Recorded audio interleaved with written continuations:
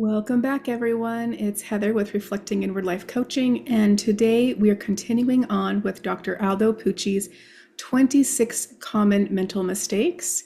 Today we are covering discounting the positive.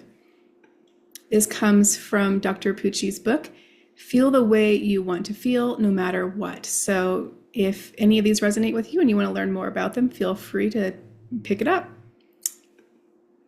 All right, so discounting the positive is exactly what it sounds like. It's disregarding positive information that disagrees with the limiting beliefs that you have established about yourself. So it literally is just ignoring the positive attributes in things, or the positive information you're getting, in favor of the negative, which supports your belief, which keeps you in your comfort zone. So let's look at a couple of examples here. We have negative Nancy and positive Peter. So for example, negative Nancy may have an experience, and her interpretation of it is, I got an A on that test because the teacher entered the wrong grade. I know I'm really just stupid. So she's ignoring the fact that she may have actually done really well on it because she believes that she is stupid. Whereas positive Peter looks at that A and says, I got an A because I studied really hard and asked for help when I needed it. Even if positive Peter, even if he is an average or sub-average student, when he gets an A, he thinks about how hard he tried and the reason why he may have achieved that A regarding compared to his normal grades. Let's go back to negative Nancy. Sally and Joni chose me for their group because they feel sorry for me. Whereas positive Peter may look at that situation and say, Sally and Joni chose me for their group because they know I have strengths that can help them in their goals. So, that one sounds a little bit like manipulation too. Oh man, Peter is really smart. Let's just get him on our team so he can do all the work and we can get an A. Maybe, but that's kind of like a negative Nancy thinking too. They just want me to be in their group because I'm smart. They don't really like me or want me to be around me. Okay. Negative Nancy. That cute popular girl asked me out, but I know that there's a She's All That scheme behind it. And if you haven't seen the movie She's All That, maybe Google it and look at the theme and the premise behind it. But so negative Nancy believes that this girl only asked her out because there is a bet behind it, basically. Positive Peter may look at this same cute popular girl and say, that cute popular girl asked me out. Maybe cute girls aren't as shallow as they're stereotyped to be. Maybe she likes my good qualities. Okay.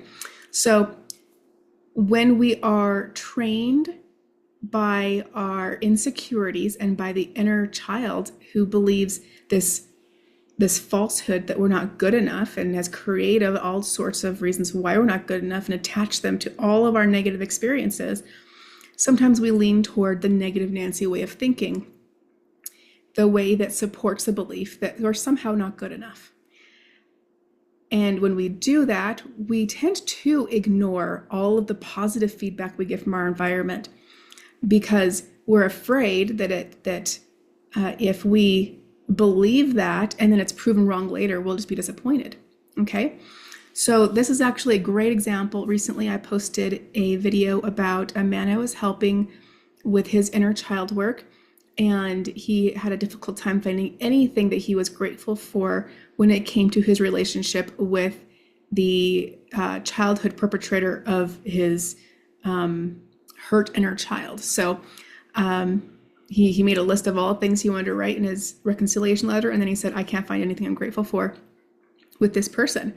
And I ended up asking him, well, one of the biggest things you value in your life is the time that you spend outdoors. You spent 28 years working in adventure work and helping people experience adventure in the wilderness, in the outdoors. Where did you get that love of the wilderness and of adventure outside? And he said, oh yeah, it was from him. And I said, not only that, but, tell me about how you learned to fish, to hunt, to make various accommodations out of what you have in your environment when you're kind of using survival skills, he was seeing it as, oh yeah, this person taught me to fish. But you can break that down to how to choose the correct lure for the fish that you're trying to catch, how to use the correct strength of fishing line depending on how big of a catch you're expecting, how to paddle a boat, how to captain a motorboat, how to fix a motorboat. There were so many things that he had learned, and he was clustering it all under being taught how to fish. But he had literally learned thousands of things from this person that he was able to find gratitude in, because it helped him learn skills and techniques that led to him having a spectacularly valuable life as an adult. So this is an example of him just only being able to focus on all the negative things, all of the negative interactions, and the way that this person made him feel was all negative, and it still is definitely impacting his relationships today. We're still working through this so that he can have a valuable, healthy relationship with this new relationship he's going into. So